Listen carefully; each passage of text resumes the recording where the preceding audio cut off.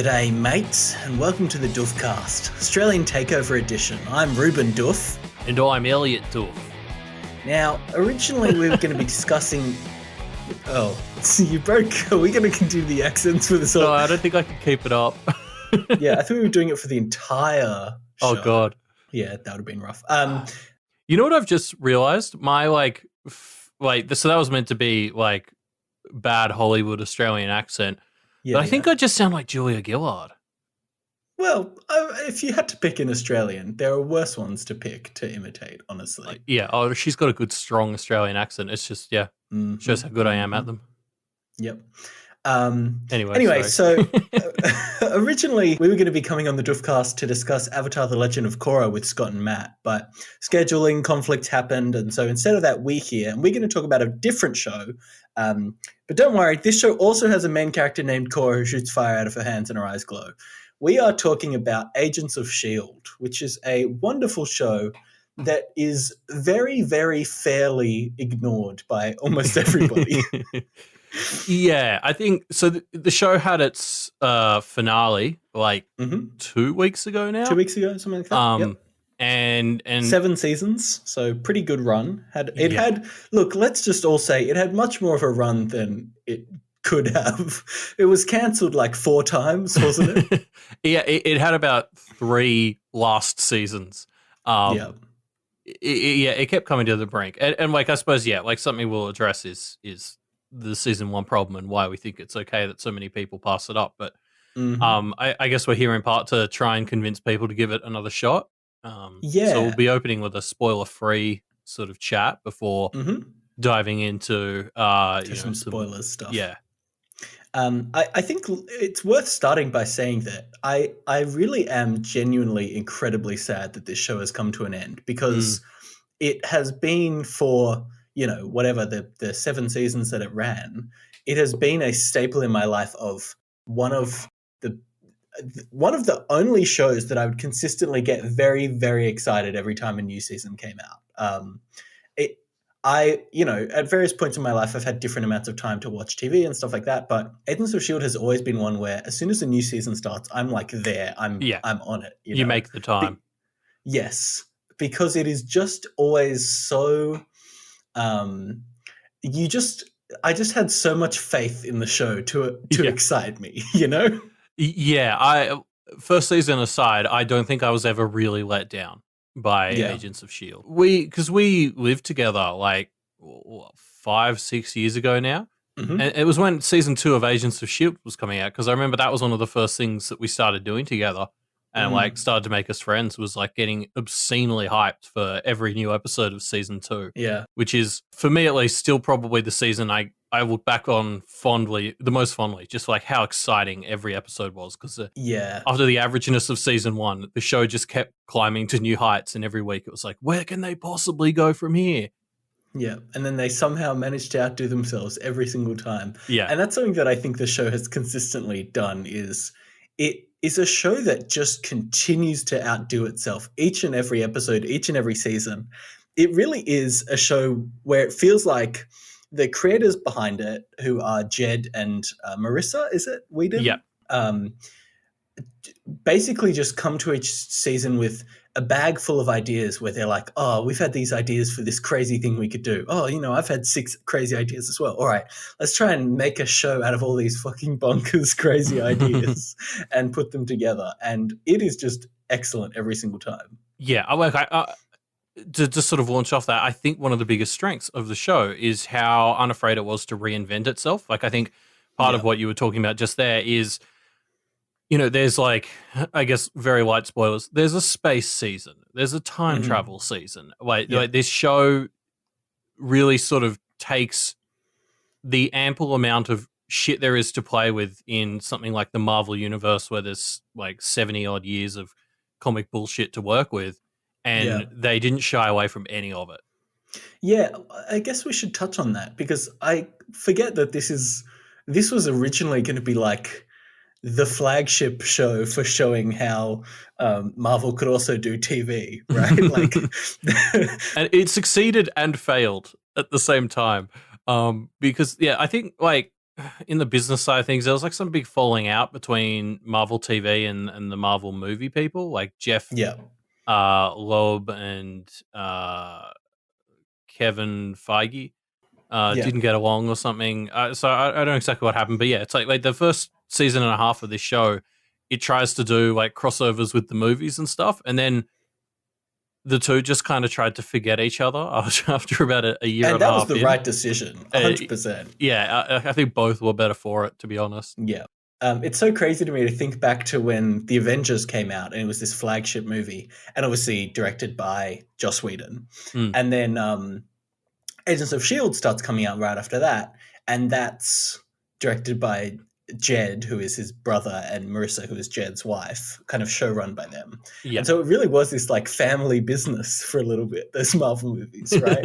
And then Yep. suddenly, it the Avengers was successful, and Agents of S.H.I.E.L.D. starts becoming successful in its own right, and they just spin off in these absolutely wild directions.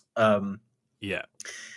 Yeah, it's weird because I think this show really does embody to me like the comic book vibe more than anything, because it's Hmm. at the same time it's able to be kind of ridiculous at times and campy at times, but also has a cast of characters that you really grow to love so deeply that they're also able to, they're able to do absolutely crazy things where you're like, oh, this is just like I'm enjoying the ride, but they're also able to have these moments of depth, because you have grown to care for these characters so much that, as characters develop and adapt and change, you're so invested.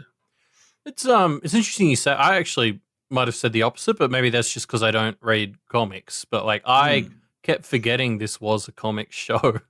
Like Well, I almost said it yeah, earlier just to remind myself. Because I mean, particularly sort of later on as it became more and more detached from the MCU, it just yeah, I don't know. I guess when I hear like comic book affiliated, I think of like 1960s Batman, right? Like the real corny part of comics. sure. Whereas this is definitely erring towards the more serious side of things, but still with heart and a bit of light to it. Well, yeah, I don't know. Like when I say a comic book show, I mean it in the kind of atmosphere of comics, where it's like you're here to have a fun story that has some wild stuff that you can't necessarily do in other media like TV or movies, but yet in this show just kind of can do that stuff. Like I don't know. It really, I think it is the fact that it's so willing to do a lot of things that other shows won't do. So Yeah, take weird experiments with its format, for example, or introduce new characters and have other characters depart or be killed off, or introduce pretty major changes to the way that characters function in a way that feels like you shouldn't really be allowed to do it on TV. But then they mostly keep the same actors, so it doesn't. You can still kind of pull it off from a logistics standpoint. They just kind of, take all the elements that make this a show and shake, literally put them in a blender and mix it up for every season and then see what happens, or sometimes multiple times a season. yeah. It ties into how they weren't afraid to reinvent the show like that. Yeah. That is also true for the characters, and I think that made it so much more meaningful to me. Like, there's so many other great TV shows that I love that went on for 10 seasons. Like, you look at something Mm. like Stargate. I love the characters in that. They're fine, but you struggle to actually have like character arcs in really long Mm. lasting shows like that. Shield did, interestingly, I felt sidestepped that sort of problem by like constantly reinventing so many core tenets of either the characters or their relationships with each other that Yeah. it like shook it up enough that it kind of, even if there wasn't a clear arc over the 7 seasons because they didn't know how long it was going to be and things were juggling around, I always felt like new things were happening with those characters. So I still was Yeah. constantly invested in them and where they were at that time. Yeah, each season does some pretty radical things, and then the ramifications of that is, consists and forms the basis of some major character beats and interactions throughout the next season, right? And so it's Yeah. constantly evolving in a way that feels very natural because, some crazy stuff happens to a character one season, and then that becomes the basis of their relationship with another character for the next season. It's kind of Yeah. evolving and constantly iterating on the stuff to keep things fresh, even though it's the same characters, and to a large extent, it's these characters all have mostly positive relationships with each other. Yeah. It's a pretty wholesome show in a lot of ways, right? Like, I Yeah. was actually thinking back on this. The core cast of 6 or 7 characters that stays mostly consistent throughout the show. Obviously, there's some changes and additions and removals and whatever, but you know, the core cast of characters have such a wholesome relationship with each other Yeah. at all times that it really just feels quite nice to watch as well. Yeah, they really do a great job at building that sense of like family within the team in a very strong way. Like going back to sort of prepare for this episode, we've been sort of looking at what happened in all 7 seasons, and there are so many characters. Like there are some of these characters who were introduced in like season 4 or season 5, and I was like, wait, they haven't been here the whole time. Yeah. Yeah. Like I was like, no, they were like early season 2, I think. I was like, no, this character was introduced in season 4, but the show did such a good job with them. I completely forgot they were only there for half of it. Yeah, it's another thing that really made me enjoy the show is, they'll introduce a character in an episode and you're like, oh, cool, this is a fun character. They're just some other agent and that's fine. I'm sure we'll see them a few more times in some cameos and that's it. And then, 2 seasons later, you're like, oh, wait, no, this person has just been here the whole time and now they're a core cast member and you've grown to love them so deeply. Man, what a show. I mean, now that we're sort of, hopefully hyping the show up enough, and maybe there's someone listening who's like, oh, should I check this out? Should we talk about season 1 and sort of set people's expectations in the right spot? Why do we have to do it, Elliot? Show? Can't we just ignore season 1? I mean, I want to, but you can't, because I want people to watch the show, and if you just let them loose on season 1 without context, they're not going to finish. Yeah, I mean, the show. To sum it up quickly, the show had a lot of, my understanding is there was a lot of executive meddling in season 1. It becomes fairly, for most of the season, it feels super generic and kind of boring. Like there's glimmers of potential there, but overall it's a fairly average show. It feels like just a kind of procedural, but they've slapped a Marvel coat of paint over it, yes. Right? Is what it felt like to me. Yeah, it's very like episode of the week, like by the formula sort of plots. Yeah. And then there's this turning point right at the end of season 1 where they cross over with one of the Marvel movies. And I think it was at this point that the Whedons were told they could have a bit more freedom. And that the show hits the ground running in this particular episode and then doesn't let its foot off the accelerator for the rest of its run. Yeah, for 6 more seasons. Yeah, it's interesting because it does feel like the production behind the show is, hey, we want a show and we know it's going to tie pretty heavily into this upcoming movie. And we're not saying which one it is because it will kind of spoil some stuff. But it feels like the show started off and said, all right, when you hit episode, the second half of the season, you're going to tie into this movie and then you can kind of do some cool stuff after that. And so it kind of had to sit in its hands for 10 or 15 episodes before it got there, which is... I wonder...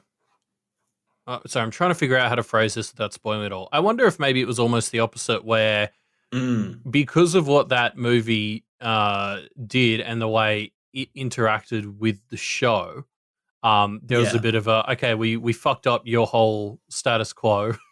Do whatever you want. If that makes sense. Maybe. Yeah. Maybe they just didn't, they told them, hey, go make this show about some S.H.I.E.L.D. agents, and then didn't realize that they're about to really mess with that in 3 months or whatever it was. But yeah, so it's like, there's like lists. Like I know my sisters actually got into S.H.I.E.L.D. and like binged the entire show to catch up for the finale a few weeks ago. And I watched that with them, which was really fun. But they found a list online of like the unskippable episodes from season 1. So it was like, because basically it's episode 17 is the one where the show gets good. And there's a list of like 6 or 7 episodes before that you need to watch just because they become plot relevant later. Like the thing introduced as the enemy of the week or whatever will return later in the show. So that's a good way if you really don't want to sit through 17 45-minute episodes before the show really picks up, which is very fair. Yeah. But it's just, it's so hard because I talk to so many people who are like, I gave that show a chance, but I dropped it. And it's like, I mean, fair enough. You can't argue with it, right? Like, well, that's the, I hate it because I can't be mad at them. And I hate it Yeah. because talking about season 1 of S.H.I.E.L.D. is basically talking about a different show. Yeah, because it is just a Marvel themed police procedural, Yeah. basically. And that's so frustrating knowing how absolutely off the rails the show gets Yeah. afterwards. Like if I recommend something I like and someone's like, "Oh, I don't like it because XYZ," even if I like, don't agree with that, I can sort of be like, "Well, okay, like that's what you think, and like I like that and you don't, like that's fine." Whereas when somebody's like, "Well, I don't like Shield because XYZ," it's like, but that's just it. The rest of it doesn't have that. I promise. Yeah, Like exactly. like I think most people who've watched the majority of the show don't like season 1. Like we agree with you on all the Yeah. criticisms you're making, but if you can somehow luck your way through, it is good. Yeah, it's harsh, isn't it? The thing is, you can't just say skipped episode. I mean, this is the problem, right? And maybe we're Yeah. straying a little bit into spoilers, but you can't just say skip to episode 17 because I do think the way that it twists and turns lands so effectively because it was just a bland police procedural as well. That's Like, true. That's fair. which is so frustrating to me. Yeah, I mean that's fair. As I said, I've seen success with getting people to watch like half of the lead up to episode 17. Seems to Mm. work for some people. Yeah. Anyway, let's move on from season one as Yeah. the show does.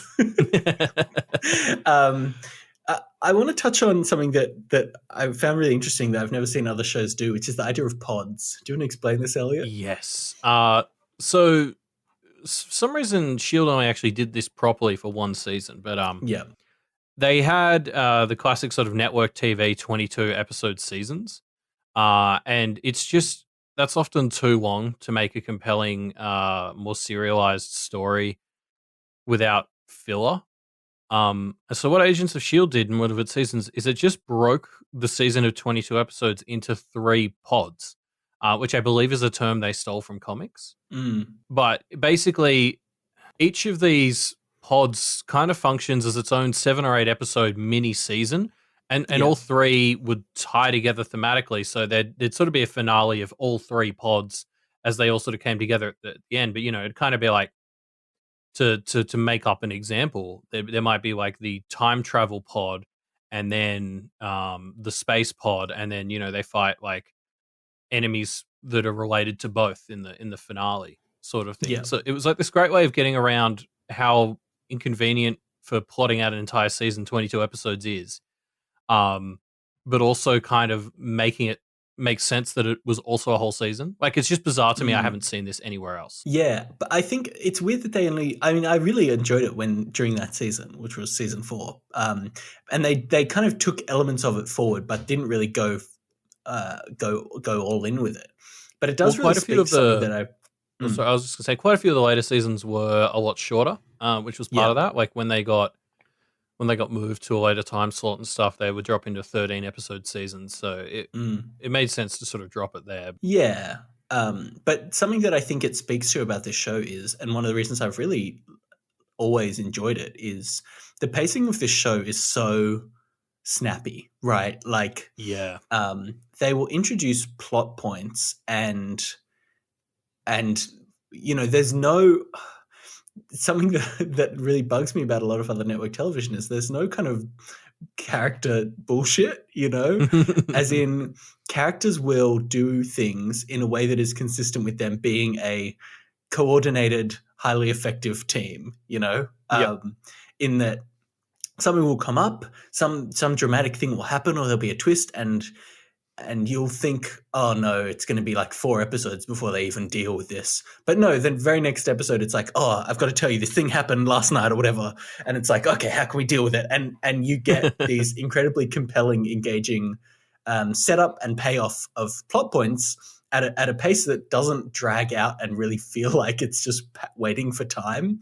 And the thing that causes is, over the course of a season, you'll think you'll know where something's going, but that will be like the confrontation at the end of episode 3, maybe. Yeah. And then you're like, wait, no, but there's still, 8 other episodes in this pod. How is this happening? And it just continues to evolve over the course of a season. I remember multiple times where something would get introduced and I'm like, okay, so this is our arc for the whole season or the whole pod. Yeah. And then, yeah, you're right. Like they were dealing with it like 3 episodes later. And I was like, wait, what? That's illegal. You Yeah. can't challenge me like this on network television. Yeah, exactly. Not to spoil anything, there's one part where a key plot point is that one character has a secret that they're hiding from their significant other, which is quite dramatic and plays into the course of this kind of arc of the story in a very major way. And as I was watching that, as I found that out at the end of episode 2 or whatever, I was like, oh my God, this is so crazy. Like, this is going to be what the whole thing's about. And then that confrontation where they find it out happens like halfway through the next episode, and things just go so off the rails again. And it's like this trick where I look at it and I think, oh, I know they've done this in the past, but surely they're not going to evolve and surprise me even more with this. Like, I can see how it's going. And then they do. And I just feel like an idiot because I keep walking into the same trap of thinking, well, I know where this is going. And then the rug is pulled out from me again and again and again. And I've fallen down like 15 rugs by now. And I'm still kind of thinking that it's going to happen. Yeah, I think the show does a really good job at tricking you into forgetting that it's not normal network TV. Like, Yeah. you look at something like The Flash, and to what you were talking about before, like, The Flash has 20 episode seasons or whatever, and the way they make their plot fill that out is as you said, like, characters just make stupid decisions. Yeah, They you get waste plot time. advancement in episode 1, 2, 5, 18, 19, 20, and that's Yeah. the season, Yeah, and or the way they'll be sort of intentionally incompetent and make bad decisions 2/3 of the way through the season because it's too early for them to fight the baddie. Yeah. And Shield never did that. It either just introduced that much quicker than you thought and introduced a different baddie right after, or had pods so that they were just moving like that, just so constantly you couldn't keep up. Yeah. I mean, again, why don't we see pod? Like, the only reason I can think that pods might be bad is like the pods that Shield did involved completely different locations, which is sort of like, okay, maybe there's a budget problem with completely changing your sets 3 times in a season, but like, there's got to be a middle ground there. Like, it was so good. I don't know why people don't do this. Yeah. And that's another thing. We haven't got this in our notes, but something else that I think is worth bringing up is Shield never felt like it always existed on a TV show's budget, right? But it never. Something that I really appreciated about it is that I never felt like. I mean, it didn't have exceptionally great special effects or anything, but it never felt shitty. No. There were definitely, high points and low points post season 1. But the low points weren't very low, and the high points were exceedingly high. Yeah, yeah. I kind of want to. When we were prepping the notes for this episode, I looked into.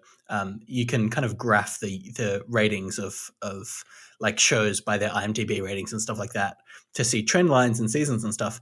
And the thing that I love about Shield is it's obviously, if you look at season 1, the reviews are not great, but it's got this steady progressing upwards trend, and you can see these like standout episodes. And something that I've really felt about Shield is consistently throughout its lifetime, it's had episodes that I have at the time thought were the best episode of TV that I had ever seen. And one of them happens in the final season. And as I was watching it, I remember I was messaging you, Elliot, because I just couldn't believe what I was seeing so many times. There were like 8 or 9 moments throughout this, 40-minute episode where I messaged you being like, no, surely they can't do this. And then they did. And it's incredible. Yeah. We'll definitely talk about that episode specifically when we hit the spoilers section of our discussion. Yeah, I mean, you're right. They're just like, I can, off the top of my head, think of 4 specific episodes which were just like, like sort of 10 out of 10 level enjoyment. Yeah. Yeah. Genuinely jaw-dropping, either in the execution or the ambition or all kinds of things. Should we get into the spoiler stuff? Yeah, I think it's that time. Yeah. So look, if you haven't watched the show, go and watch it. Find that list of episodes you're allowed to skip, like Elliot says, and enjoy. I'm trying to think if there's an episode that we can recommend that is like, and this is what it's like after the the first half of the first season. But I don't know if I have one that feels like it can stand up on its own, because this show is so about its characters. But I don't Yeah. know, maybe just try picking an episode. One of the top episodes from the last season, the one we're about to discuss, is called As I Have Always Been. Maybe that one stands out on its own. I don't know. Give it a try. Who knows? Yeah, I mean that's a fairly self-contained episode, so it's probably not the worst Mm. candidate. But yeah, I agree. Like so many good TV shows, what really draws you into this one is the continued relationship with the characters. Mm-hmm. So it's hard to recreate that by jumping in anywhere. But give it a shot if you're interested, because I promise it'll be worth it. All right, let's dive into spoilers. Can we talk about? We just mentioned the episode "As I Have Always Been," Yeah. which is, if you're not familiar but you've watched the show, it's the Groundhog Day episode in the final season. Um, this episode is incredible, Elliot. Like, as I was, oh my god. Okay, so I want to go through. I'm going to pull up the messages that I sent you because I feel like my evolving, understanding of this episode as it goes is it just kind of describes it so effectively because I start watching it and I'm like, okay, this is a pretty cool episode, and then 5 minutes in or whatever, we hit the Majora's Mask point, and Daisy wakes up for the second time, and we realize, oh shit, this is a time loop. And I think I said to you at this point, wow, this is so cool. Like, I hope they do some exciting stuff with it. I love time loop episodes. Mm. And you said to me, just wait. And I was like, wait, what? And it takes this idea of a time loop and uses it to do so many crazy things. Like, it introduces the concept that our main character isn't the only one who's remembering things. There's another one. And in fact, our main character has lost her memory multiple times through this time loop. Every time she dies, she kind of resets her understanding that they're in a time loop. Yeah, like I will just say, as somebody who always loves time loop episodes of things, and it's a bit of a sci-fi show staple, so I've seen quite a few. I've seen all sorts of twists on the formula, like including multiple people stuck in the loop together and all that. But this was probably the coolest one, like the idea that the two of them have sort of different collections of loops that they remember. Mm. Is one that I'd never encountered before, and I loved it. Yeah, and as they're going through the second to fifth loops and kind of setting up the rules, like, hey, keep an eye on how far we are from the whatever it is, time storm Event or whatever Horizon, I think nonsense. it was. Yeah, Yeah. you can kind of hear the numbers counting down, and you get the rules of what's going on and what they need to do to stop it. And then, of course, the episode ends with this incredibly dramatic, emotional moment as a character who we've grown to really love has to make a pretty important sacrifice. Like, just an excellent one of I'm thinking now, and I think it is the best episode of TV I've ever seen at this point in my life. So just two huge thumbs up to Agents of S.H.I.E.L.D. for that. I mean, yeah, it's one of the best time loops, the best time loop episode I think I've ever seen. What's your favorite episode of the show, Elliot? I really like the one where Simmons has been gone for most of the season. Then we have one episode that is just her stuck on this other planet for 6 months or something. The episode title is something like how many days she's been there or something. It's 4,772 hours, which is the amount of time that she's trapped. And it's like that one blew me away because we all knew Simmons was still out there. We knew she wasn't dead. But to sort of to leave that as a mystery hanging over our heads for both only and also an arduous 6 episodes. Like 6 episodes is nothing for a mystery like this, but it also felt like so much. Yes, because S.H.I.E.L.D. does usually churn through its mysteries pretty quickly, right? Yeah. And so then just to see that was just such a standout episode. It raised so many questions while answering a couple of important ones. Like, it was fantastic for sort of setting up the rest of the season. And it does this incredibly, like, it sets this tone for the episode that is like, it's basically like The Martian. It sets this really strong tone of being trapped on an alien planet by yourself, and then you find someone else, and what does that mean, and what do all these things mean, and then suddenly there's a monster that's hunting you on this planet, and like, even within this episode, it manages to evolve its premise 3 to 4 times, and it's so tonally and emotionally engaging. Yeah. And then I'm thinking through. I mean, there's all these episodes that are highlights, not just because. I mean, the ones that jump out and the ones that are standouts on the graph of episode ratings are the ones where there's like really strong mystery or thriller elements. Like there's an episode where robots have replaced a bunch of people, and you're not really sure who's a robot and who's not for most of the episode, Yeah. and it's incredibly captivating. But Which then is there's like, these standout again, episodes.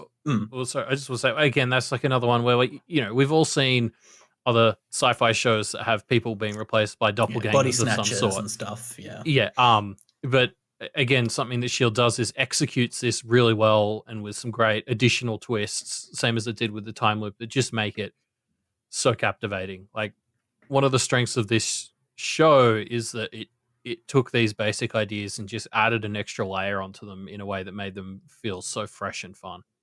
Yeah. But even beyond that, it does so many cool things where it will just take a premise for a character and do something cool with them for half an episode. So one of the ones that I really liked is we're introduced to a character, Deke, who is probably the best character in the show. He's an angel, and at one point he is sent.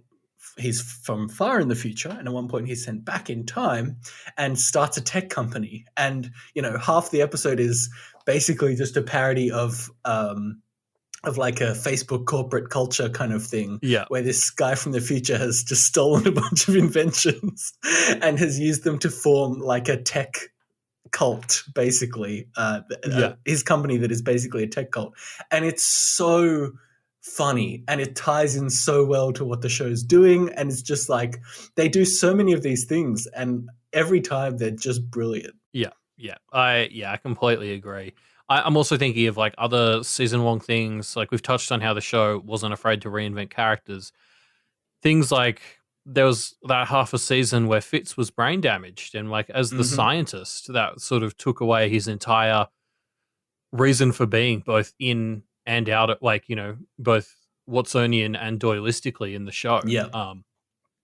And they did some really really cool stuff with him because of that. And like he sort of came back to us as the scientific genius, but was never just that anymore because that had allowed him to grow beyond it.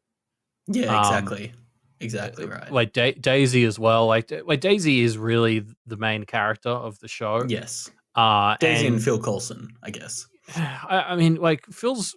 I mean, I agree. I think Phil is on paper the main character, but I felt like at its core, the show was always really about Daisy. Yeah. Yeah. And she. Do you remember when Daisy was called Sky? By the way? She just had a different name for the first season and a half. Like I was watching season 7, and it occurred to me just abstractly, like, oh wait, yeah, she just used to be this like kind of generic hacker type, and then she's literally become a different person. Sorry, it's crazy to me to think how different the show used to be. No, I actually ran into that because, as I said, my sisters got into this a few months ago, and I watched a part of season 1 with them while I was down at their place, and it was like I mentioned Daisy or something, and they're like, "Oh, who are you talking about?" And I was like, "Oh, the hacker girl." And they're like, "Oh, you mean Sky?" And I was like, "Oh yeah, sorry. The same actress is called Daisy in something else." I got confused, and it was just like I'd completely forgotten that hasn't been her name for the whole show. I kind of just want to jump in here to say, for those of you who haven't heard it and sound like this is bonkers, the reason this happened is because an important arc was she finds out she was adopted, and we have this incredibly strong emotional arc of her coming to terms with who her parents are. Spoilers, they're not great people. And kind of reclaiming her identity and figuring out who she is. And I just kind of want to say this because if you had just mentioned a character has a different name, like we've mentioned, my immediate thought as a listener would be to write it off as, oh, that's just kind of some silly shit. But it's, as all things are in S.H.I.E.L.D., centered around this incredibly emotionally compelling arc of growth and development for a character. And it's just, the show goes through that so much. It's the densest emotional engagement show I've ever seen, Yeah, well, and I think because and I guess this is the other reason I feel that Daisy is the main character, is her journey throughout the entire show is always centered around this concept of family and what is family. Found family, biological family. She's constantly like, you can look back at every arc she had within the show, and it's Yeah. attributed in some way to her wanting a family to be around, Mm, and that comes together at the end of the show where that's really the theme for everyone. Which mm. is why it definitely feels like she's the main character towards the end because she sort of becomes the center of it. But I think that's why the name thing still works and why they're like, oh, she has secretly evil parents. Still sort of works because it's tied into who she is as a character. The whole way through. Yeah. I think, and I mean, wait, that arc with her and her parents, which I think is season 2. I think I already said is the one that I look back on the fondest. Like just my hype every week for every twist relating to her Her biological inhumanity. Yeah. situation Yeah. was just fascinating. Yeah, I've put my finger on one other thing. One of the major reasons I think I love this show, and it's of course because this is a Doof Media podcast. It has to tie back to Worm and Ward for a little bit. Sure. I mean, it's a superhero show in theory. Yes, Sure. but it's not about that actually. The thing is, it's so rare to find something that can walk the line of um, setting up pieces and having you think you know where they're going, but surprising you. But on the other hand, surprising you in a way where when you look back, you think, oh, yeah, of course, that's what it was all along, you know? Yeah. Like, and the reason I bring it back to Worm, I guess, and Ward and the Wobber Works is that's something that he as an author is so good at doing, and it's so rare for me to find a show that does that, where you're not just enjoying it as you kind of know where it's going, but you're enjoying it and you think, okay, I can see the direction it's going. And when it gets there, it does it in a way that is at the same time incredibly surprising, but rewarding and like true to what it's set up, you know? Like Yeah. consistently been managed it's consistently managed to surprise me with where it goes, but in a way that feels very earned. Yeah. And that's something that I think is quite rare. Especially on a TV show like this. Yeah. Because yeah, I mean, wait to wait the groups of characters, like we've sort of touched on a few of them here, but all of them sort of have these interesting arc. Like Ward is obviously a character we can't look past. Like I'm sure since we're in the I spoiler miss him. section, I miss Grant Ward. how many, like, be honest, did anyone genuinely expect Ward to still be evil 5 episodes after turn? Like, the answer has got to be no. Like, I spent the next season and a bit waiting for Ward was actually double He was crossing the actually a double goodie. crosses. Yeah. Yeah. And then it just didn't happen. And that was so much more interesting. And in retrospect, actually lined up with everything we knew about him so much better. Mm-hmm. And it was a shame that he wasn't in most of the second half of the show. But also I get it. Yeah, they did their best to keep him around as long as they could. Let's be honest. But yeah, just like such a stellar execution. Even characters like Coulson and May, I don't think had super big arcs, but they were as the sort of parents of the group, often involved in different chapters of everyone else's. I feel like they did. I mean, their characters, we kind of saw them when they were more or less in their final forms as people, right? Like Coulson Yeah. had grown to be who he was, and May had grown to be who she was, and they kind of adapted as they went on. But their arcs were mainly in relation to other characters, right? You know, finding out more about May's backstory and using that to leverage her kind of stepping into almost a maternal role to characters like Daisy or Yo-Yo, for example. Yeah. And so like Coulson did have stuff like learning to be the head of S.H.I.E.L.D. and then later in the show learning to pass that on to Mac. But, to Mac. you know. Yeah, God. Remember Mac wasn't a main character for a while? Yeah, he didn't exist in the show until, what, halfway through season 1 or 2? I don't remember. It's halfway through season 2. He was one of the ones I was thinking of where towards the end of season 7, I was suddenly like, wait, shit, yeah, Mac wasn't in season 1. That's weird. Yeah. Deke only came in season 5, and he was my favorite in season 7. Yo-Yo came in season 3, maybe? I don't even know, but I think she's like in season 3, but sort of as a vigilante or someone they barely interact with. It isn't until towards the end of season 3 she becomes like one of the main characters. Yeah. Yeah, What a and show. even then, like watching bits of it with my sisters, I was blown away at the characters who'd gone that I'd completely forgotten about. Like, remember Lincoln? Yeah, God, I thought that the other day because Lincoln's mentioned in by name in one episode of season 7 as like one of Daisy's past relationships, and I was like, oh my God, yeah, Lincoln, and he was a character who I really fell in love with in season 2. Yeah, Um, yeah, yeah, he was a main character for a season and a half, and this show just never let off the brakes. I completely forgot that he hadn't been in it for 4 years. Um, God, yeah, wow, what a show. What a show. I just love it so much, Elliot, and I'm so excited to rewatch it. Now that it's over, I can be like, I'm going to go back and rewatch this entire show, and I know I'm going to love it again. And I'm going to be like, oh shit, it's this character. Oh shit, it's that character. And I'm going to enjoy watching their journeys unfold again. yeah, I think that'll be really fun. I might do that one day too. Like, and even just watching it like 1 or 2 a week. Like, take it slow, just Mm, relish the insanity all over again. yeah, let yourself have the time to wonder what's going to happen next week. Yeah, I guarantee I'll have forgotten a few big twists and turns. Yeah. Do we have anything else we want to say about this show? I mean, I just sort of want to talk about the concept of the finale, just because it was a show that sort of had multiple points where it thought it was ending. Um, Mm, and what I love so much about this last season is that it spent half of itself trying to be a finale, and then the other half just be the first half of this latest season was just them doing whatever the fuck they wanted before they didn't get to do it anymore. yep. So this last season's the time travel one, and they do like a Coulson noir detective episode for basically no reason. Yep. The one with Deke and Mac being stuck in the 80s is another fucking Yeah. highlight. Oh my God. Um, like the first half of the season is just the Hey, writers. like, what are all the ideas that we wanted to do, but we can never Yeah, really find a way? Let's just go ham with all of them. And yeah. they're all amazing, right? Pretend you Like, can go to any time period and do an Agents of S.H.I.E.L.D. episode. What do you do?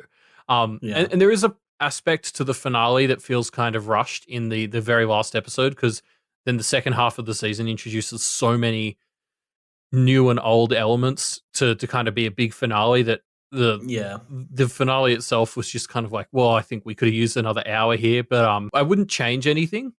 Isn't it? It's like a hour and a half long finale Yeah, as well.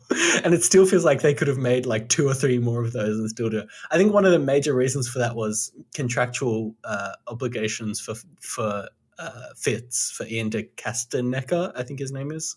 yeah, Which meant that he was only in the final few episodes, which meant that his stuff had to be a little bit rushed, unfortunately. But, yeah. it is what it is. That was the thing. I was sort of like, there were bits of this finale that felt a bit crammed and a bit rushed to me, but I didn't care because I wouldn't have taken that extra hour out of the first half of the season when we were doing all the cool fun shit. Mm, So like, I think that was still the right call. mm. And this isn't the situation where they could probably just turn around and be like, one more episode, please. Yeah, no, definitely. Yeah, I just, this show has such a fond place in my heart, Elliot. Yeah, I'm both sad and glad to see it go. Like, sad because I Mm, won't get any more, but glad because I think it went out on its own terms, um, yeah. possibly even multiple times. Um, Yeah. but this was a very satisfying, like this finale in particular. Like, I think it was the season 5 finale that really felt like the May and Colson finale, and then the last 2 Yes. seasons really felt like an epilogue for those two. Whereas Yeah. like this season 7 finale was very much like closure for Daisy and Fitz and Simmons, who, at least for me, were the core 3 of the Mm, show. They were the characters I liked the most. So mm. getting everything wrapped up uh, in the journeys of those 3 really just left a good feeling in my tummy. Yeah. Yeah, definitely. Um, all right, and that's our discussion of Agents of Shield. Go watch it if you haven't already. I mean, it's just a treat. It's just a treat of a show. But you have to unwrap the treat. There's a little bit of effort to get to the treat, but you have to unwrap it, and that's just part of a treat. Okay. Yeah, we can't take the wrapper off for you, unfortunately. Yeah. Well, we've tried to here, I suppose. All right. Well, that's our discussion of S.H.I.E.L.D. And now we're going to hand you back to your regular hosts who are here to talk about their favorite cinematic universe, the DC cinematic universe, and their favorite director, Zack Snyder. Take it I away, think Americans. Matt and Scott heard that there was going to be more Justice League movie content, and they couldn't wait to talk about They it. couldn't help but talk about it. Yep. Doof. All right, thank you so much, Reuben and Elliot, for all of your help. They picked up our slack this week and talked about Agents of S.H.I.E.L.D. So thanks for your wonderful conversation about Agents of S.H.I.E.L.D. We really appreciate you talking about that television show. But now, Matt, it's time for you and me to take the reins back of our podcast and talk about the subject we love to speak on. It's time to talk about Zack Snyder and the Snyder Cut. I can't believe we're here, Scott. Me neither. It's so absurd. This is really happening. It's like learning that a fairy tale is true, actually. So over the weekend, there was something called the DC FanDOME, which is, I don't know if this existed before this year or not. I have never heard of it before. It was basically like an all online, obviously because of the coronavirus right now, convention almost for the Warner Brothers DC properties. There were a bunch of announcements, a bunch of video game announcements, and a bunch of film announcements. And I think the biggest news to come out of this thing was more news on Zack Snyder's cut of the Justice League movie. We knew this was coming, but we got for the first time to see a trailer for it. Matt. So this trailer, what did you think of it? Well, so the first time I started watching the trailer, and then I clicked pause after about 10 seconds, and then I looked around YouTube for the real trailer, because clearly the thing that I had clicked on was some sort of like fan edit. You know how people do fan edits where they're like, I imagine this is what the movie would be like if they ever did a Snyder Cut. Or like, well, that was obviously one of those. And then I realized with that sort of sinking feeling that that was actually the actual trailer. Yeah. So that was my reaction. It's a slow. Which version of Hallelujah is this? I don't actually know. I think it's like Leonard Cohen's version. But it's like a creepy Leonard. It doesn't quite sound right to me though. You know, like it's like the Leonard Cohen version, but it's off somehow. I don't know. Yeah,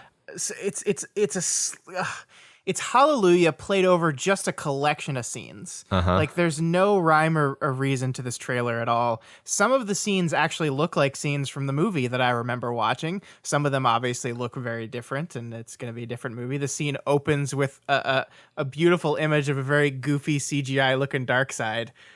There was nothing in me that like said, oh my God, I can't wait to watch this thing. This is so weird to me. It's so weird that this is happening. Yeah.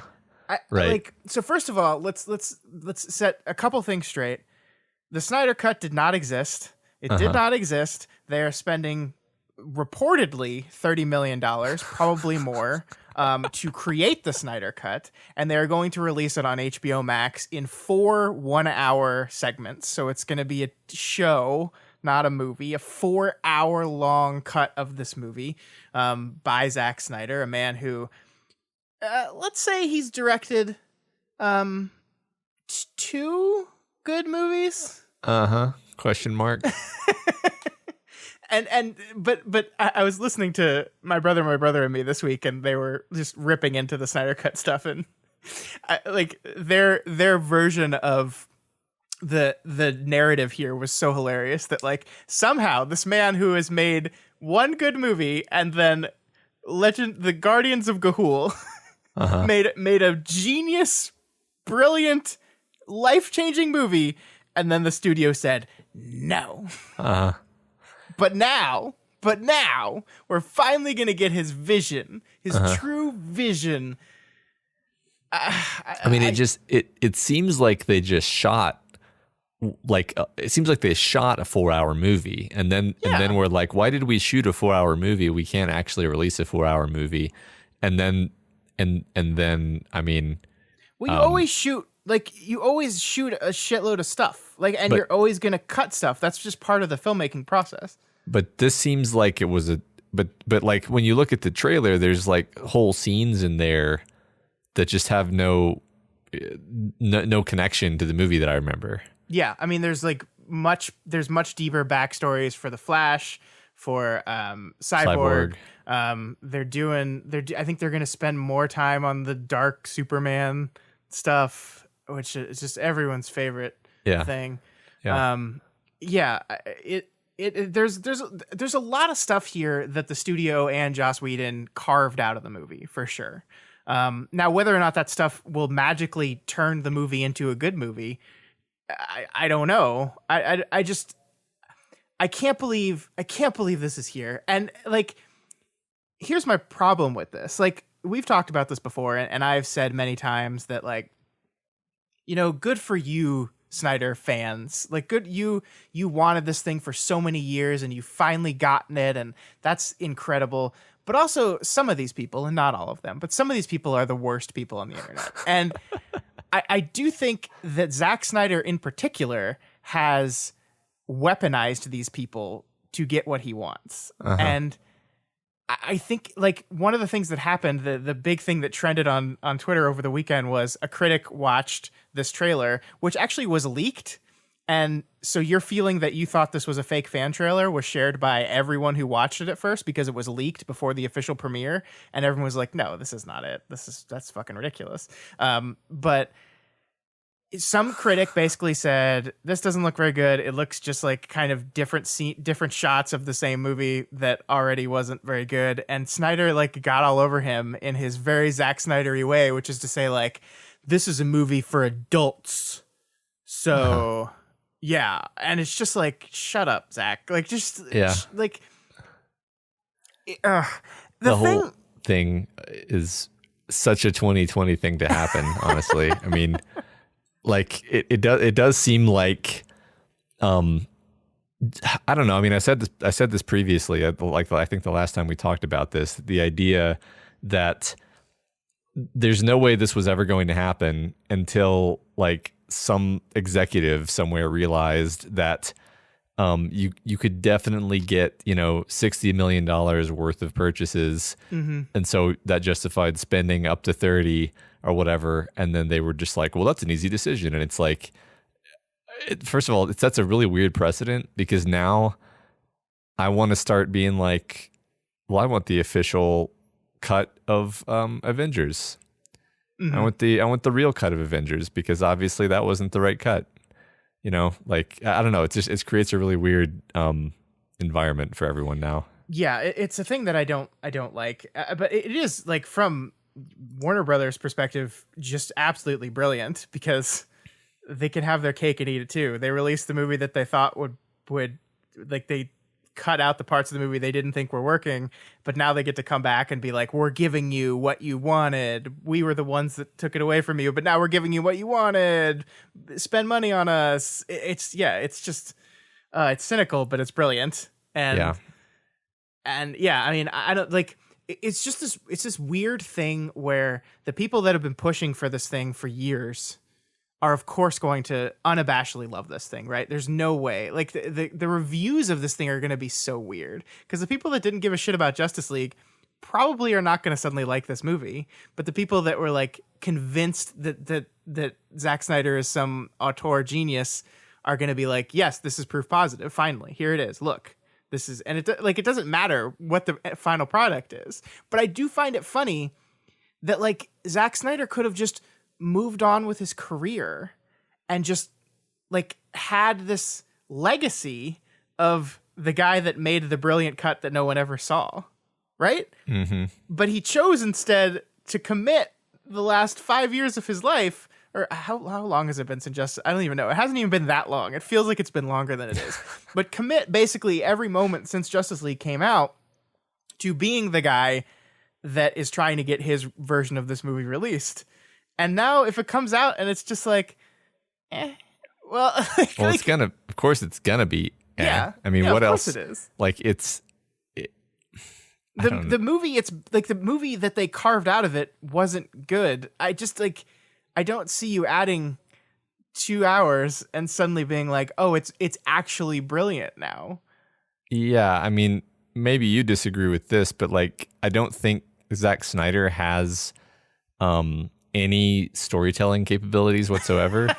Like, what he has is visual flair, and visual flair has carried one or two of his movies all by itself.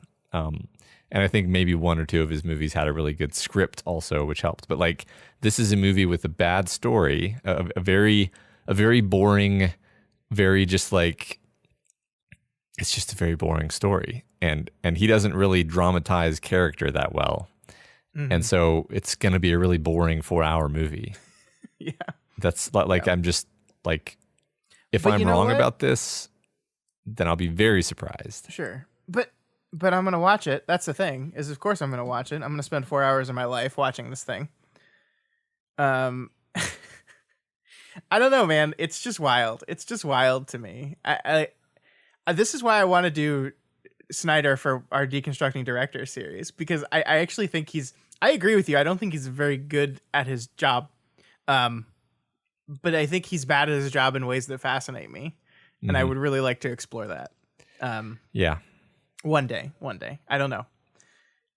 We'll see. I mean, I'm sure we're going to talk about this movie when it comes out. I don't even know when that is. God, does anything come out? I think it's next year sometime. Let me look this up. Yeah. What's funny, I'm now like contemplating, like, am I going to watch this? I might start it and then probably stop and then not get back to it. Like, that's honestly what's likely to happen, is like, I'll watch half an hour of it, have to, get interrupted, and then ask myself if I want to keep watching it. And the answer will probably be no.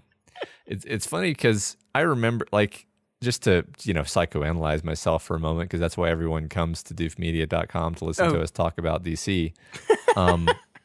Like, I remember distinctly, we used to talk about the Marvel movies back when the MCU was like in kind of mid swing, and I would be sort of dismissive and like, yeah, it'll be a fun popcorn flick, whatever. Like, I was just not that into it. And then, like, I think it was literally just Thor Ragnarok happened, and I suddenly cared about a character a lot, and I wanted to see what happened with Thor.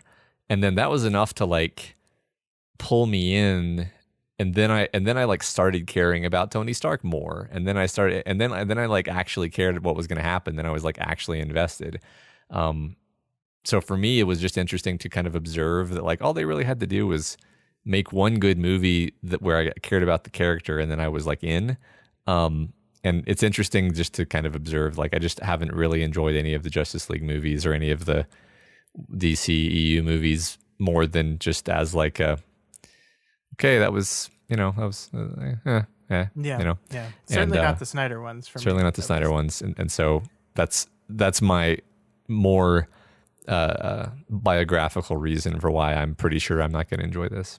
Sure. Yeah. I don't know, man. I would love if this is somehow fantastic. I would get a kick out of it. But I just don't. I don't think so. I think it's ridiculous and silly, and this whole thing, Snyder, knock it off. Like, I saw his tweet about this is a movie for adults, and I'm just like, did you look at their CG character that you have, like, starting at the trailer? Like, did you look at what Darkseid looks like? Like, this is not a movie for adults. Look at him. Look at him. No, it's he looks like an orc from Warcraft 3. Yeah. To use a word that I heard my son use this week, it looks PlayStation-y. Mm-hmm. Yeah, it's just silly. I want to transition from this to some other news we got at the FanDOME, though. FanDOME, sorry. Which is, we got the first teaser trailer for the new Batman movie. Yes. It's not coming out for a whole year. October 1st, 2021. This is the Matt Reeves directed, Robert Pattinson starring Batman film that has been like I think this is Ben Affleck was originally supposed to play this character, and then he said, "No, I'm done." What did you think of this trailer, Matt? I thought this trailer was amazing. This is the first trailer that's had me excited about a superhero movie since, Wow. I don't know. I mean, it looks really up my alley. Like they're doing like dark detective Batman. Yeah. There's something about the way is it Pattinson or Pattison? Pattinson. Like there's something about just his portrayal of the character in the trailer where you're like, oh, okay, this is a different Batman than we've seen. This is crazy Batman, which is I think what everyone in a certain sense wants. in a certain sense, like I grew up with Tim Burton Batman, and Tim Burton Batman is actually pretty wacky and dark. It's funny because we don't remember, like we think of it as being like, I don't know. It's weird that the conversation never really addresses the fact that Tim Burton Batman is incredibly dark, but it is. So this actually kind of reminds me of Tim Burton Batman, except minus a lot of the like overtly campy and wacky stuff.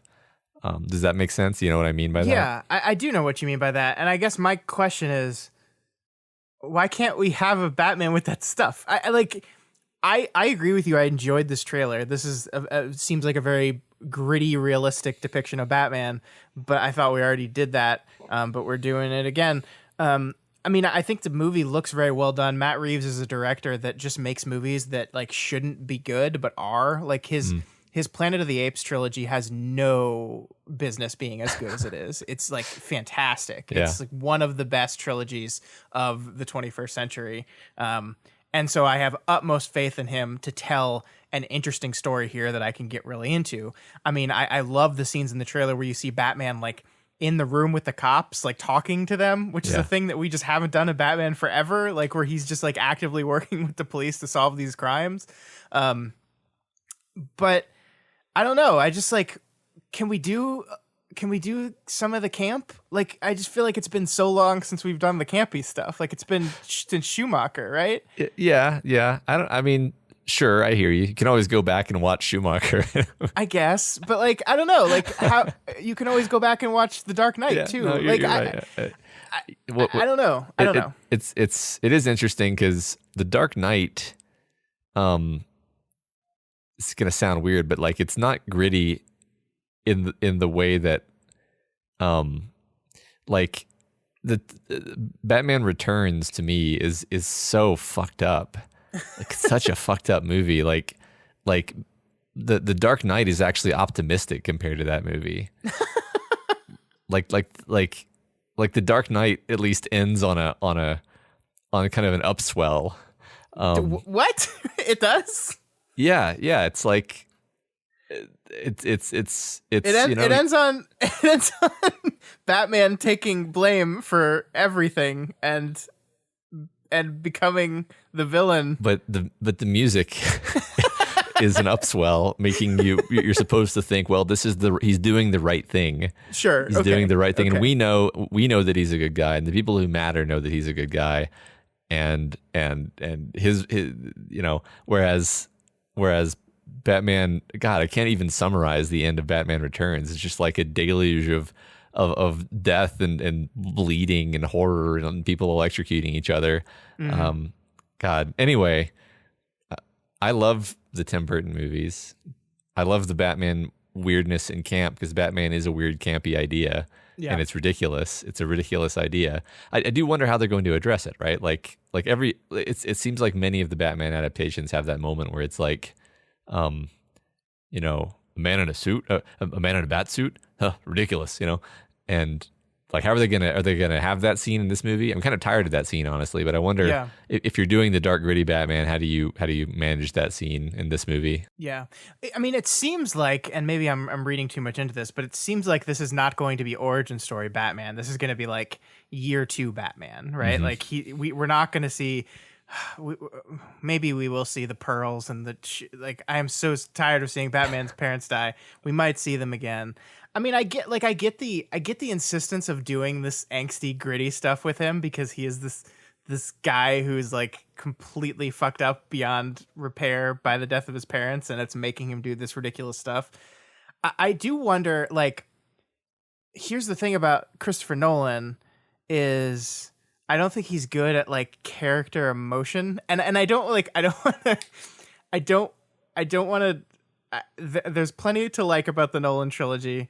I think his ability to do pathos is hurt sometimes. So I'm wondering if like this version of the story can make you feel for the character in a way that Christopher Nolan could just not do. Like, I found his movies fascinating, but like I never gave a shit about Bruce Wayne in Nolan's trilogy at all. I just didn't care. Because that's just not the type of movie Nolan likes to do. And so maybe like there's maybe room for this gritty, realistic take on the character where you're actually like, oh man, I feel like super bad for this guy. Like I feel like super bad for him. And the bat eyeliner is perfect. Like it makes total sense for the costume, but then he takes the helmet off and you're like, yes, Pattinson, do it. Yeah. Have your emo eyeliner on. There's a lot to like here. There really is. I think that I'm way more positive on this than you are, which is funny to me. Well, like, it's not that I'm not I'm going to see the movie and I probably will enjoy the movie. I'm just kind of like from a broad perspective, I'm just kind of like, I would have liked to see a very, very different take on Batman. And this seems to be like a 40% shift versus like a 180 that I wanted from the previous iterations of the character. You know what I mean? Kind of, but it's yes. I mean, we're gonna be doing Batman for forever. We're gonna be doing Batman for 10,000 years. We're gonna expand into the stars, and there's gonna be new Batman movies made by post-humans that don't even look like people anymore, and it's gonna become a religion. And nobody's even gonna remember where Batman came from. It's a folk tale. What is a bat? We don't even know. Yeah, right. Exactly. Like that's going to get lost in the translation at some point. So, I mean, the whole idea of us doing like endless adaptations of some like framework of an original story, something we're going to have to get our heads around. I'm excited for this particular one. Yeah. I guess that's all I can say. I will say Paul Dano as the Riddler is just great. His voice I loved it. Colin Farrell playing the Penguin is like, I didn't even recognize him. Did you even recognize him? You probably didn't. No. Did you know Colin Farrell's in this movie? He's playing Oswald Cobblepot. Yeah. Nope. Yeah. Nope. Didn't recognize him. I guess it's funny because I'm now picturing a character that I remember seeing and I'm like, oh, I guess that was him. Yeah. Like Zoe Kravitz is playing Catwoman. Like this cast is stacked. I'm just beyond excited about everything here, except for the tone, you know. But I trust in Matt Reeves. I trust. I think it's gonna be Robert Pattinson. Like is one of the most wonderful weird actors that I've ever had the privilege of following. He like took all his Twilight money and just said, fuck everything. I'm doing whatever I want. And he's chosen the weirdest, most wonderful projects. I think he's actually a very good actor. And I'm really excited to see what he brings to this character. I mean, like, if you think like in the Nolan series, Batman was the least interesting character in it, right? Like, like when you think of The Dark Knight, you're not thinking of Christian Bale's performance at all. You're thinking of Joker. So I'm really interested to see we could have a good Batman movie with a good Batman. That would be pretty great. Yeah. I mean, I hope that it's exactly as emo and overwrought as the trailer makes it seem. Like I want it to have exactly that tone. Like I want it to be ridiculously emo. I want this to be the thing that all the teenagers like, you know? Mm-hmm. That's what I want this to be. This is the My Chemical Romance of the 2020s. Exactly. I don't want this to be for grown-ups. I want this to be for 17-year-olds. And Perfect. I will still love it. I'll probably love it more because I'm tired of things that are for grown-ups. Things that are for grown-ups are everywhere. Just go watch Silence of the Lambs if you want to watch a murder mystery for grown-ups, okay? I want to watch a murder mystery for 17-year-olds. Okay, that's what I want. For very angsty 17-year-olds. Exactly. Got it. All right, Matt. The next thing that came out of the FanDOME is the Wonder Woman 1984 trailer. Did you watch this trailer? Yes. This is a weird one because in a world without coronavirus, this movie would already be out right now. We would have watched this already and talked about it already. Yeah. And it feels like a movie from a different world to me. And I was really into the first trailer for this movie. I think we talked about it a long, long time ago. And I was not very into this trailer at all. I think this looks like a very kind of generic-y superhero film that I really wasn't into. And that makes me sad because I loved the first Wonder Woman movie way more than you did. Yes, that's true. Yeah, no, this trailer looks awful. I mean, the CGI stuff looks quite awful. And I agree with you, actually. We talked about the first trailer at some point, I think, and it was like, oh, this looks spectacular. They're really swerving hard into this particular aesthetic. I think this is going to be really beautiful, visually beautiful, and fun. And this movie left me this trailer rather just left me very confused and cold on the experience. I mean, there's something about seeing Kristen Wiig jump around like a cheetah that I'm just like, I don't know if that's really working for me. Yeah. I don't know. I don't like the first trailer like really leaned into the 80s setting, and I feel like this trailer was only like a referential like parachute pants joke at the end of it. And I'm wondering what kind of movie this is going to be. Is this going to be a movie that is 80s, or is this going to be a superhero movie that occasionally makes one-off, hey, we're in the 80s jokes? You know, I don't know. I don't know which it's closer to. I think it's interesting. We should have a whole episode about trailers at some point, like the art of the trailer, because if you think about it, like a trailer is a 2-minute short film.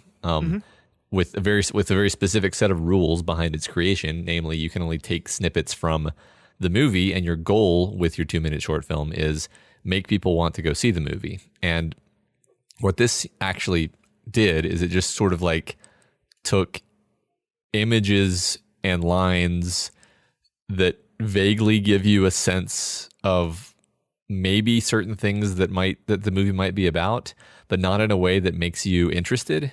Sure. And then seems to show you a lot of like exciting looking images with no context. So you're just sort of like, okay, I guess it's gonna have a cheetah Kristen Wiig in it. Like that, like that's your actual emotional reaction. You're not like, oh, cool. You're like, cheetah Kristen Wiig.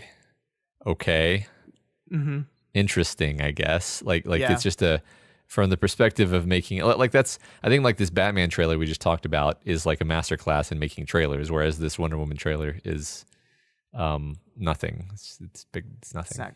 The movie could end up being really good, but I agree with you on this trailer. I'm still really unsold on the choice to bring Steve Trevor back. I mean, I know like everyone loved the dynamic between Chris Pine and Gal Gadot in the original Wonder Woman. Like it was legitimately great. I loved it too. But like he did, like I'm sure there's going to be a weird comic booky explanation for why this has happened, but I still don't know if I like the decision. I mean, we'll see. It's just, it seems like a lot of the comedic beats of the movie is going to be, he's a man out of time, but also we're in the 80s.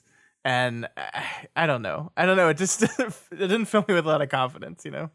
Yeah. I don't know. I mean, like that's maybe the only element of the film that I think might work independently is like, okay, well, it's going to be funny at least, probably. Sure, yeah. I don't think I'm going to care about cheetah Kristen Wiig.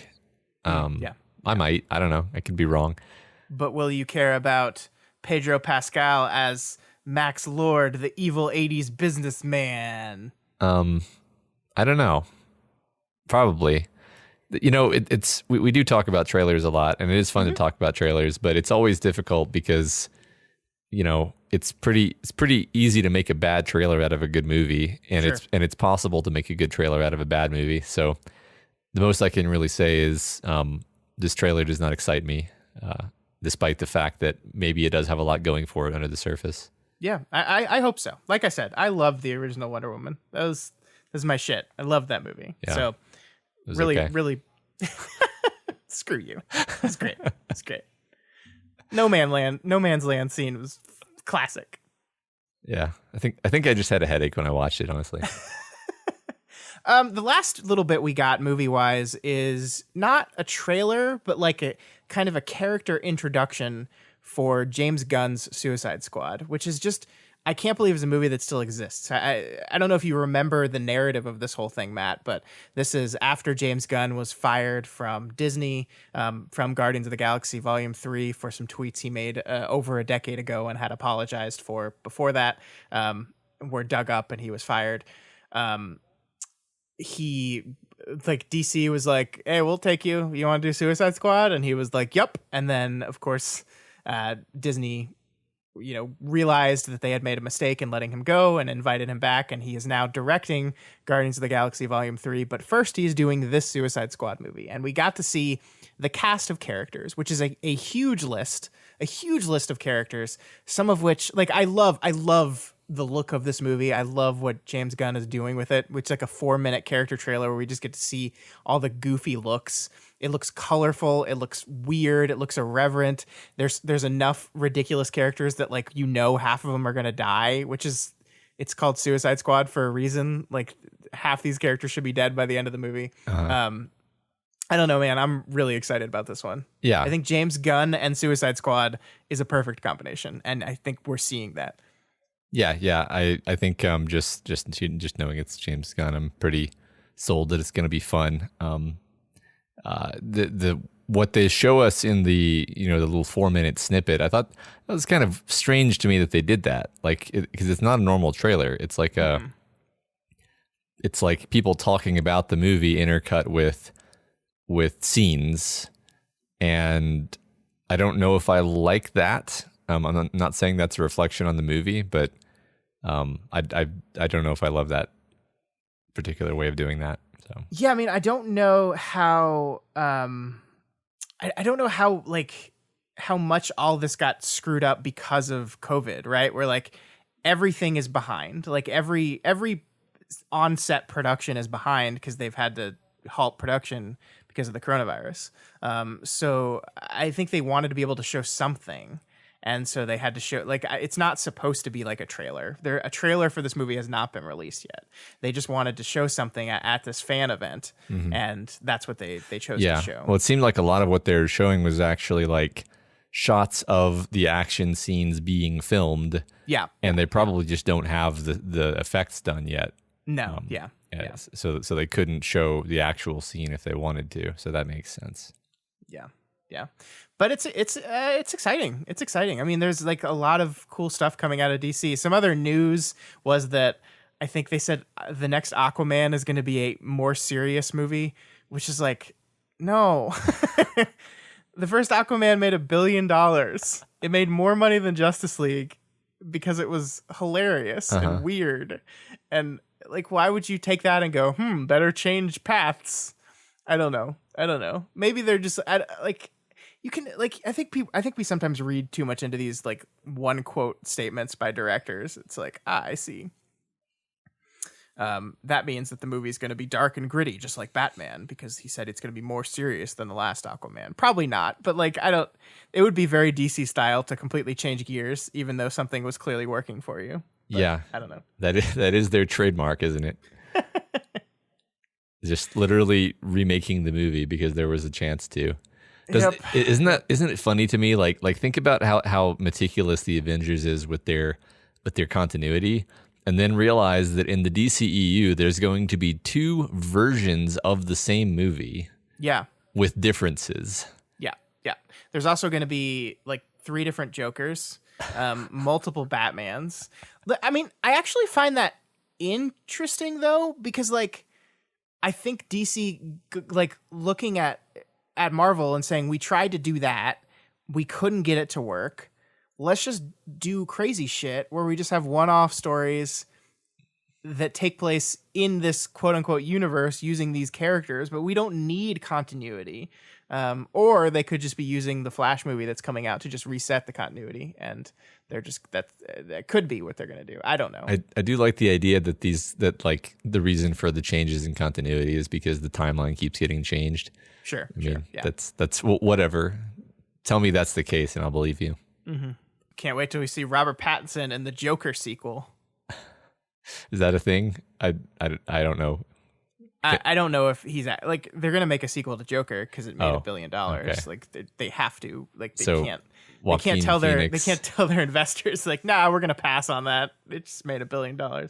Yeah. So Joaquin Phoenix will almost certainly be back in a Joker sequel, but I don't know what they're gonna do with it at all. They haven't said anything. Okay, interesting. I don't know if I'm excited for that, but I still haven't seen Joker actually. Pass. Yeah, You might like it. I don't know. I don't think I would actually. I kind of know everything about it already. So sure. All right. We talked about that a little longer than I thought we would, but I think we're just both like so flabbergasted by the fact that the Snyder Cut exists. So yep, that's okay. We just need to work through our feelings on that. One more thing before we go and we pass it back to Reuben and Elliot to wrap up the entire episode. Next week, we are doing our Council of Doof episode. That is our episode where we get nominated a film by our group of patrons. We watch it, we talk about it, and then we let you, the listeners, vote on whether this movie should be entered into our canon of greatest films of all time, of which the Snyder Cut will surely be a part. This month, the council has voted... Matt, it's more and no. I mean, okay, all right. I'm sure this will be good. We will be watching a film called Red Line. It is a 2009 animated film out of Japan. This is available to rent on just about any streaming platform. It is also available for free on a platform called Tubi, Tubi, which I think is just about available just about everywhere. You will have ads. I know nothing about this thing, never seen it before, but here we go. One more. Here we go again. Hooray! So with that joyous moment, let's pass it on back to Reuben and Elliot. Do do do do do doof. Hey, it's us again. It's us. We're back. We're here to thank you for listening to this podcast. Thanks for listening. Thank you. If you enjoyed this show and you want to get in touch with us, you can email the show at doofmedia@gmail.com. Yes, and you can address that to us or Matt and Scott, and it'll get to the right people. Mm-hmm. It'll get there. You can also check out our Twitter accounts to engage with the show at Doofmedia or at MediaMD Podcast. Yeah, and if you're going for at MediaMD Podcast, get there quick because I promise we're going to be changing that one soon. You say that every time, Elliot. I do. We haven't. It's gonna be happening soon, so get on it quick. Yeah. If you want to hear more of us, we're around the Doof Network, or you can check out Pale Reflections, which is our main show, talking about Wildbow's work, Pale. Yeah, so we're tracking that each week as it releases, and it's. Well, by Wildbow standards, it's not the longest story, so there's still room to jump on the bandwagon now and catch up to the story and to us. Mm-hmm. Yeah. If you want to support the Doof Media Network, you can go to patreon.com/doofmedia, where you can become a patron and help us keep making content that we love, and hopefully that you love too. There's a bunch of great perks. You get access to all sorts of exclusive content as a part of that at all the various levels, so go check them out. And don't forget to subscribe to us on wherever you're listening to this if you're not already. If you're not subscribed on iTunes or the YouTubes or whatever, smash the like button, smash the subscribe button, etc. Mm-hmm. All right. And I guess that's the end of the show. So thanks for listening. See you all later.